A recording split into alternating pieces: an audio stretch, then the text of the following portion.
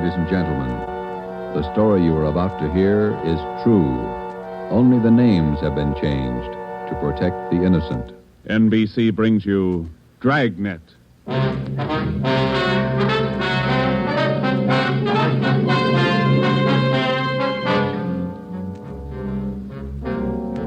You're a detective sergeant. You've been off duty 2 hours. You receive an emergency call from the chief of detectives. An entire block in the heart of your city is threatened with complete destruction. Your job? Report at once. Dragnet, the documented drama of an actual crime, investigated and solved by the men who unrelentingly stand watch on the security of your home, your family, and your life. For the next 30 minutes, in cooperation with the Los Angeles Police Department, you will travel step by step on the side of the law through an actual case from official police files. From beginning to end, from crime to punishment, Dragnet is the story of your police force in action.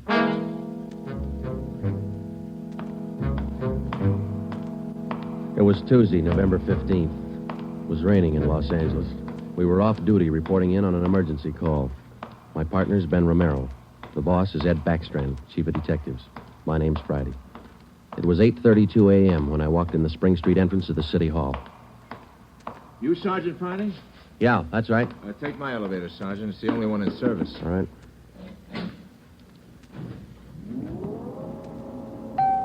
I'll run you up to 16. The chief's waiting for you up there. What's the pitch? Only one elevator in service out of 10? The place looks deserted. What's going on? Nobody in the building. All the office people been sent home. Lots of trouble. Somebody declare a holiday? No joke, Sergeant. Big trouble. All right, you convinced me. What is it? Here we are. 16th floor. Over here, Friday. Hi, Joe. Hello, Ben. You made good time. Came as soon as I got the call, Ed. Sorry to have to bring you back in. You worked last night, didn't you? Yeah, midnight to 8 this morning. Sorry. Come on. Okay. What is it, Skipper? Why all the hush-hush? Wait till we get inside. In here. Okay. Number one, let's keep our voices down. All right. I'll make it as brief as I can. Every minute counts. What time you got, Friday? 8:33. All right, here it is. 55 minutes ago, a man walked into this building with a homemade bomb under his arm. If we don't release his brother from the county jail by 9 o'clock this morning, he says he'll pull the trigger on the bomb and blow up the whole building. He's kidding, Skipper. Who is the guy? Name's Vernon Carney. Here's his package. He and his brother have been in and out of jail since 1937. Small-time thieves. Yeah. Where's the FBI kickback? We had him once before, both of them. Brother's name is Elwood, serving a year for car stripping. And this two-bit thief is sitting here in the city hall with a bomb on his lap? That's right. In the next room. What kind of a bomb is it, Ed? You think he's bluffing? Could be bluffing, but the crime lab says no. Lee Jones from the lab get a look at it? Been in there twice. One end of the box is glass. Says you can't see much without a closer look, but you can't get near the guy. What do you want us to do? It's a volunteer job. You can take it or leave it. I won't order you to do it. How you want to handle it? You sure you want a piece of this one, Romero? No, he doesn't, Ed. He's got a family. Get me another single man. We'll give it a try. Wait a minute, Joe. What makes this job so different? Anytime we kick a door in, we never know what's on the other side. That's what makes it different. This time we do. No, you're not going to cut me out. Not the only time I know what I'm getting into. All right. Chandler's tried. Hannon, Davis, Watson, they've all tried. This guy Carney knows what he's doing. He's no pushover. But somebody's got to get that bomb away from him. Friday, Romero, it's your baby now. I looked at my watch. It was 8:36. We left Backstrand and started down the hall. If Carney was going to make good his threat to blow up the building by 9 o'clock, we had exactly 24 minutes to talk him out of it. Ben and I figured we'd better look him over first and then work out some kind of a plan. Maybe just talking to him would do it. Vernon Carney was sitting in a straight-back chair against the far wall facing the door. He was seated between two windows that looked out over the city. Along the left wall was a row of 6 wooden chairs. In the center of the right wall was a connecting door leading to the office where Backstrand had briefed us. The door was locked on both sides. Just off-center and favoring the left of the room was a small filing table. The other furniture in the office was a desk just forward of the connecting door on the right. There was a dictaphone on the desk. In the near left corner, shielded by a white screen, was a small wash basin. The faucet leaked. Vernon Carney was middle-aged.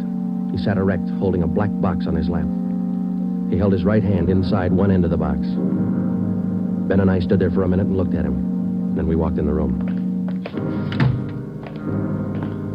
What do you say to a man with a bomb? That's close enough. Cigarette, Carney? I'm not smoking right now. What are you trying to prove? You know what I want? We're not going to let your brother out of jail. You got until 9 o'clock to change your mind. According to that clock on the wall, you got 24 minutes. If we go, you're going with us, Carney. Don't take much of a brain to figure that, copper. What made you think you could get away with this? Haven't yet. It ain't 9 o'clock. Unless that clock's slow. Haven't checked it against my pocket watch lately. That's the one that's running this show. Have you given any thought to all the innocent people that are going to go up with that thing of yours there? My brother's innocent. I want him out of jail. The court says he's guilty. He'll get out when he serves his time. That's where you're wrong, copper. He gets out at 9 o'clock this morning. All right, come on, Carney. Get your hand out of that box.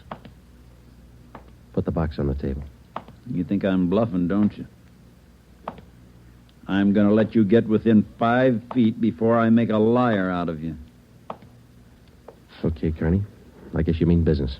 You can take 3 more steps and find out for sure. Suppose we did let your brother out. We'd just come out and pick him up again, you along with him? If you could find us. Let's get this straight. If we let your brother Elwood out, how do we know you're going to keep your promise? What promise? I ain't made any promises.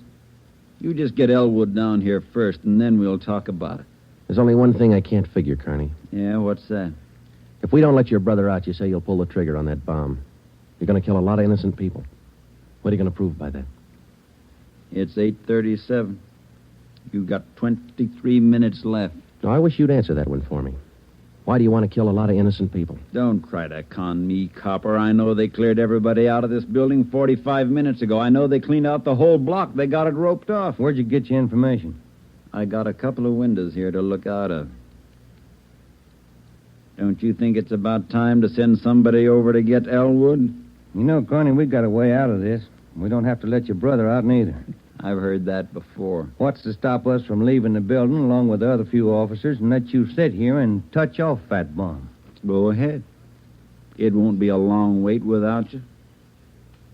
Who are you trying to kid? You'd let me blow up $10 million worth of taxpayers' money? No. You're going to let Elwood out. You'll wait till the last minute to do it, but you'll let him out.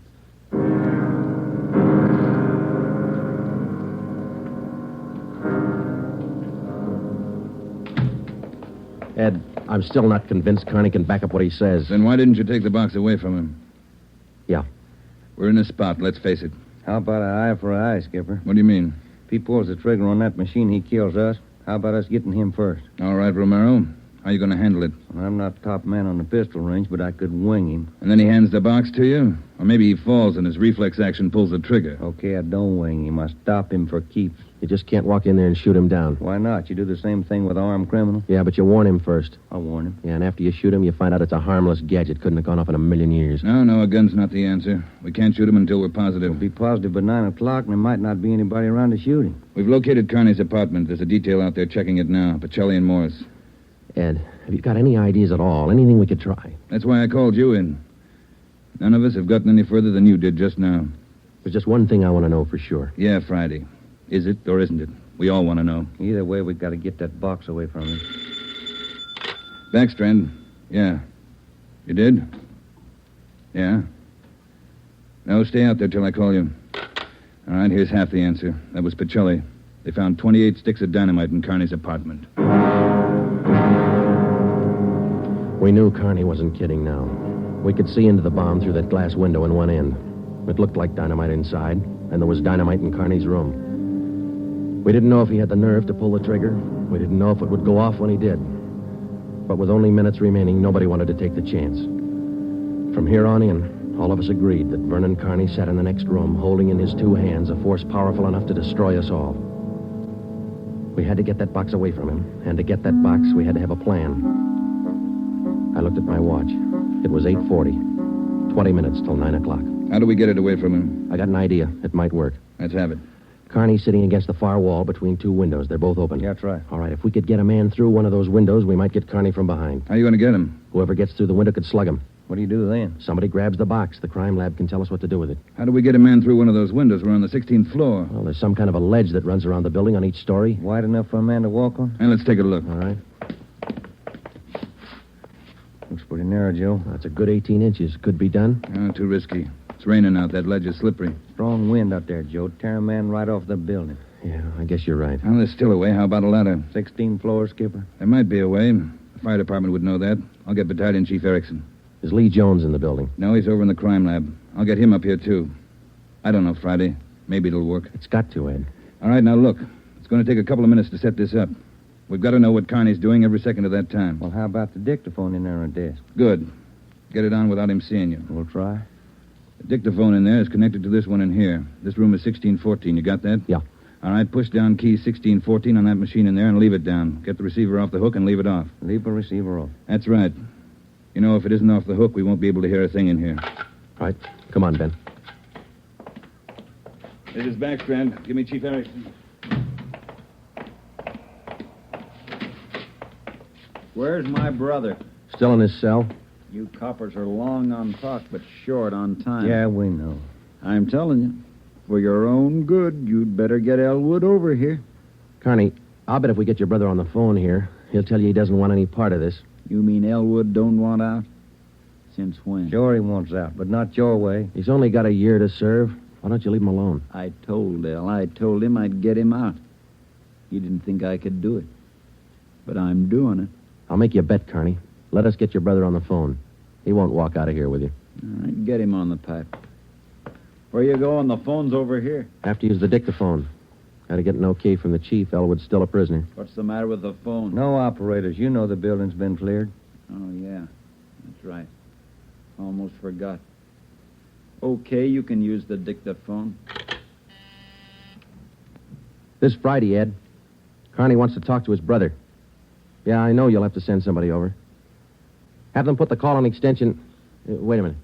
What's that extension number, Ben? 2351. 2351, Ed. Right. It'll take a minute. Yeah. I'd kind of like to talk to El.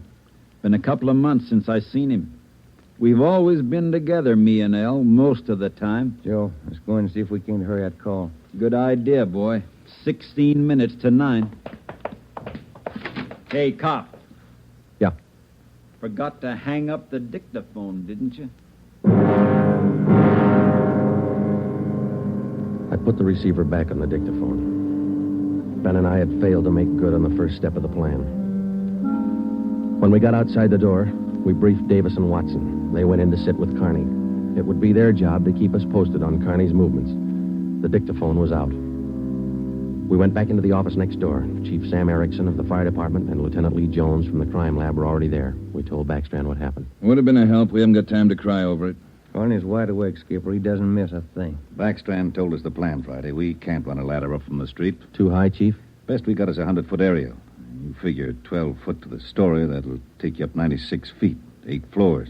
And we've got the latest equipment. What's the idea you had, Jones? Sam, can you get hold of a pump here in a hurry? Sure, we got a lot of scaling ladders, but you got nothing up there to hook 'em on. You figure on dropping down from the floor above? That's right, and I figure a pump here would do it. Sure it would. You could make it fast to the windowsill up there, but you got a 1.5 ledge in the way. No, what you want is a lifeline. You mean lower a man on a rope, Chief? Yeah, Romero. That's the quickest and the quietest. Could you rig it so one of my boys could do it? Sure, Ed. What's the risk? None if you work it right. We'll strap on a life belt. Give the man heavy leather gloves. 2 of my men will lower him down. Pick your lightest man. What do you think, Lee? That's it. What do we do with the bomb when we get it? I figure that box Carney's holding is about a foot square. Here's what I'll do. I'll get you a bucket with a 1.5 mouth. It'll be full of water. Yeah? I'll have it right outside the door to that office. When you get that box, place it in the water. We'll get the bucket out of the building as fast as we can. And once we get the bomb underwater, we're in the clear. And I can't promise you that, but it's the safest way to handle it under the circumstances. All right, that's the procedure. Sam, you take care of your end. Right away. I'll get a detail to give me a hand down on the street. We'll have a car ready to take the bomb to a safe area to decommission it. Work as fast as you can. Come on, Sam. It's our baby, Joe. That's right. Which part of it you want, the rope or the bomb? You call it. Fire Chief Erickson says the lightest man on the rope. That's me, Joe. All right, I'll get the bomb out of the building. Okay, that's the routine. But carry this with you. The man that comes down on that rope has one chance to make good. You slug him and make it count because there's no second try. Yeah. And, Joe, when you grab that box, you got to get it away from Carney before he can squeeze the trigger. Then you got to get it down into the street. The elevator. You know how to operate it? That's pretty simple, but I'll double-check with the operator. Better do it right now. Okay. Ed, we better get Carney's brother on the phone for him. He seemed anxious. Might be a pretty good stall. All right, Romero. That's the outside phone. Get to city jail. All right, Skipper. Get going, Friday. Okay.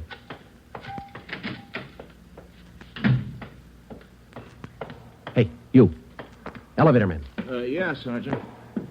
Let me see if I know how to work that thing. You taking over the elevator? Well, in a couple of minutes. You want to check me out? Nothing to it, Sergeant. All right. Here's the control, see? Uh-huh. You push this lever right to go up, left to go down. You see this little trigger on the underside of the handle?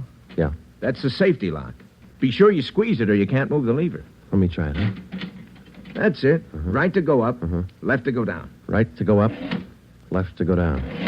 How do you operate the doors? Automatic. They work off the control lever. When the control lever is locked in the up or down position, the doors will close. I get it. Now, in case they jam, this red emergency button up here, Yeah. push it. If that doesn't close them, we call the repairman. Okay, I think I got it. You sure now? I've had my orders to get out of the building. I'll just leave the elevator right here and take the stairs down. All right. Thanks a lot. Sergeant, just curious. You going to take the bomb down in this car? We're going to try. You won't have any trouble. We haven't had an elevator failure in 18 months. The elevator man turned and went down the stairs. Outside of a handful of volunteers and a man with a bomb, the city hall was now cleared. I started down the corridor and met Ben outside the office. He told me that Lee Jones and Chief Erickson were on their way up in the freight elevator at the rear of the building with the necessary equipment. The 2 fire department volunteers were with them. The phone call had been put through to the city jail, and in a moment, Elwood Carney would be ready at the other end of the line. We went in to tell Carney. I told him over at the jail to put the call through on extension 2351. Yeah. When's it coming through? Right now? You got Elwood with you? No. Look, Carney, we told you we'd get him on the phone for you. The call will be through in a minute. Minute's a long time, cop. You only got 12 of them left. Elwood's going to talk you out of this. Oh, sure. Sure, everybody's going to talk me out of this. First it was them other 2 cops, the little Porky guy and that other monkey. Then you and this Dixie Doughhead here, and now it's Elwood. Come off it, will you, and get my brother over here. That's him. It's your brother, Connie. I'll get him. Stay put, you. Just gonna get the phone. You want to talk to your brother, don't you? I'll take care of the phone. We'll disconnect it for a while. Now get it straight, copper. I'm through with your stinking rotten lying. I want Elwood here. And I want him now. Bring him here before I blow you all to pieces. What's going on? Who threw that phone out in the hall? I did. You want me to go out and pick it up? Carney, that's not going to get you anyplace. You the big boss around here? Maybe. Are you or aren't you? I answered you. All right, big boy. I've got a piece of advice for you. Take your rookie cops here and get it through their heads. I mean what I say. I want my brother over here in this room. And you've got just 11 minutes to get it done. Tell him that, will you, boy? All right, Carney. It's your show.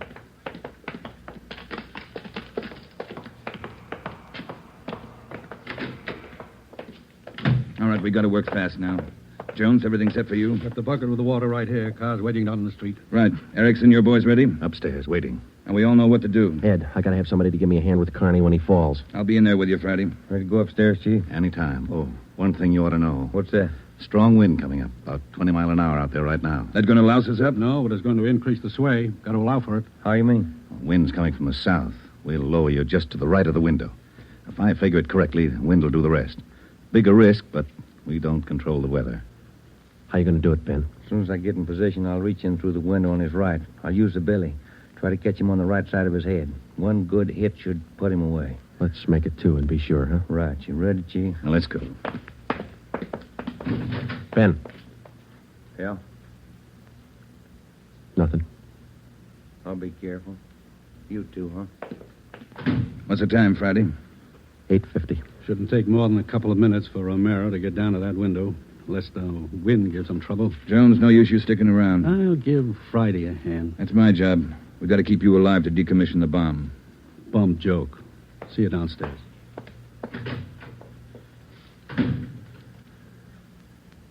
You ready, Ed? Yeah. Scared, Friday? Yeah. That makes us even. Come on. Ed Backstrand and I went into the next room with Vernon Carney. Our job was to keep him occupied until Ben was lowered to the windowsill from the floor above. Ben was going to make a try from the window on Carney's right. Somehow, we had to keep Carney's attention on us and away from that window. If anything went wrong and Carney got out of position, the plan would fail. If Ben was spotted, the plan would fail. If Chief Erickson didn't estimate the force of the wind correctly, the plan would fail. After Ben slugged Carney, my timing had to be perfect. If it wasn't, the plan would fail. I looked at my watch. It was 8 minutes to 9. Carney, anything we can say that'll make you change your mind? I've asked you 100 times. Now I'm ordering you. You're going to get to a phone and have somebody send Elwood over here right now. I'm through waiting. Now move. You ripped out the phone, Carney. Well, find another one. I told you I'm sick of your two-bit stalling. We've got until 9 o'clock to make up our mind about this. You had until 9. But you wouldn't do what I told you. Now I'm cutting you short. You guys have got exactly 1 minute to get a phone in this room where I can hear you call the jail and have them send Elwood over here. You said 9, Carney. All right, Joe. We'll give him what he wants. Davis, unlock the connecting door to this office. I'll get the phone, Ed. Will the cord reach? Yeah. Your brother's a prisoner. He's in our custody and he's under our protection. We can't place his life in jeopardy. Why not leave it up to Al? Here's the phone, Ed. Yeah. Kenworthy, this is Backstrand. We want Elwood Carney over here at City Hall. His brother wants to see him. Explain the situation. If he wants to come, get him over here. Leave it up to him. Room 1614. You'll have to use the freight elevator. And tell him to hurry. Yeah. Tell him to hurry. That's the only smart thing you've done today. Now, why don't you go next door and figure out another angle? We'll wait for Elwood, too. You don't think I'd let you get out now, do you? We're all going to wait right here for my brother. In case he don't show up, you're going to see me pull the plug. Just sit down. Not so close. Right where you are, sit down.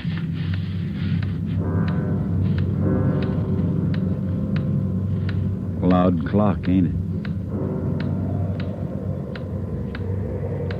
Windy. Getting cold in here.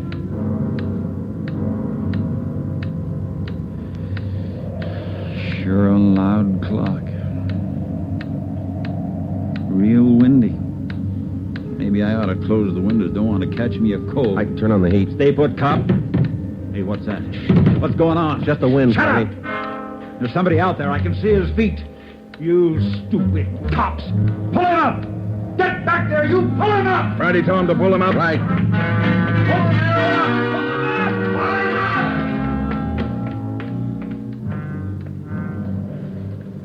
up! All right, Carney. You win. You bet I win, you dumb coppers. You didn't think I'd miss a trick like that? We'll just close these windows, boys. There's one, and lock it. And here's... Here's your brother, Carney. Yeah. Hi, Al. Hi, Vern. You did it. I told you. I told you I'd do it, didn't I? That's far enough for the rest of you. Al, come on over here. You're crazy, Vern. You're crazy. That's what they've been trying to tell me. We're going home, Al. How are you going to do it? There's a million cops outside. People all over town heard about this. They're holding the crowd back. They ain't gonna stop us now, Al. You'll never make it. Either one of you. I got him this far, didn't I? We'll make it. Vern, you think we could do it? Hey, you. Yeah. You're gonna get a car ready for us, a fast one. Have it in front of the building. Move! All right, Friday, do what he tells you. Right. Hold it. Yeah. If you ain't back by 9 o'clock, the deal still holds. I told him I'd pull the pin at 9, Al, if they didn't let you out. You ain't fooling, are you, Vern? Will that gadget really blow? 4 miles high. You know what that means, Al? Yeah, but they won't let you pull it. We're getting out. All right, copper. Get the car. You got 4 minutes.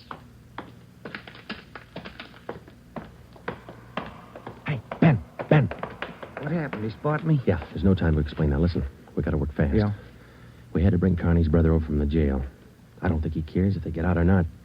He just wants to use that bomb, and for some crazy reason, he's waiting until 9. How much time we got? Let me look. Less than 4 minutes. How about the ledge? You think you can do it? Strong wind. You'll have to hang on like a fly. I don't know. I can give it a try. Okay. Same plan. Every second counts. Now, I can't brief Ed. He's in the room with the guy. It's up to you and me. I'll get on the ledge from one of these offices. I hope I make it. If you don't, we'll know you tried. Hurry. Hey, Ben, wait a minute. Yeah? I forgot. The windows. The one on his right. He locked it. You'll have to crawl around to the one on the left. You got it? Right. Okay. The car will be ready in 2 minutes. Out front. Fine. El and I'll just sit here and wait. Gonna be good being back together, huh, El? We always were real good together, Vern. Yeah, that's the way brothers ought to be together all the time. Together. Vern, I'd feel better with a gun. We don't need no gun, El. We got the bomb. We'll need a gun when we get out, when we get on the road. Okay. Take your pick. They all got 'em. Hey, you, give him yours. I'm not carrying a gun. I left it in the other room. A cop without a gun? Who's kidding who? I left it in the other room. Frisk the big boy, El. He's got one. About time for the car, ain't it? 2 minutes to 9. Yeah, this feels like it. Right on his hip. Hey, Vern, look out! Grab him, Joe. I got him. Get the box. Leave that gun alone. I got him, Ben. I gotta get his hand out of it. Run, Joe. Get it in the water. Run!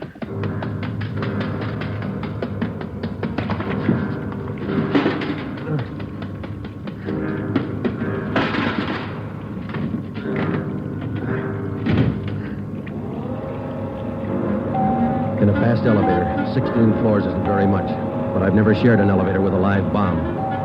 It seemed like minutes between floors. I kept watching the bucket. The bomb was completely underwater. A small stream of bubbles was hissing to the surface. I waited.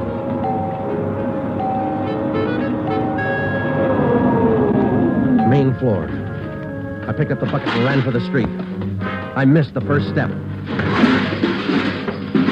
I fell forward. The bucket spun out of my hand. I sprawled flat on the sidewalk. I waited for the explosion.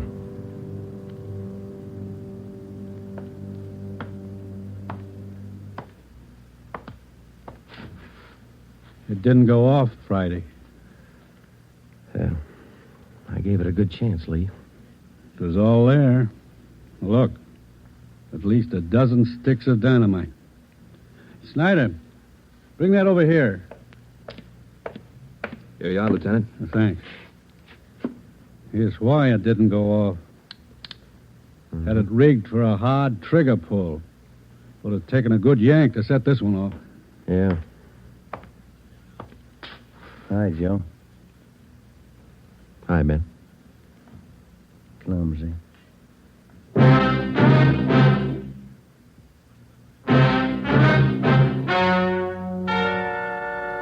The story you have just heard is true. Only the names were changed to protect the innocent. Vernon Carney was examined by 5 different psychiatrists appointed by the Superior Court and was found to be incompetent. He is now confined in the state mental institution for the criminally insane. Elwood Carney is now serving the balance of his sentence with no time off for good behavior. You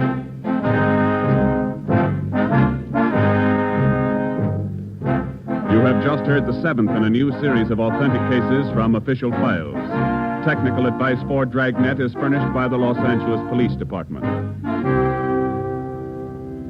Tonight's program is dedicated to Town Marshal Lon T. Larson of the Mount Pleasant, Utah Force, who, on the night of October 15th, 1945, gave his life so that yours might be more secure.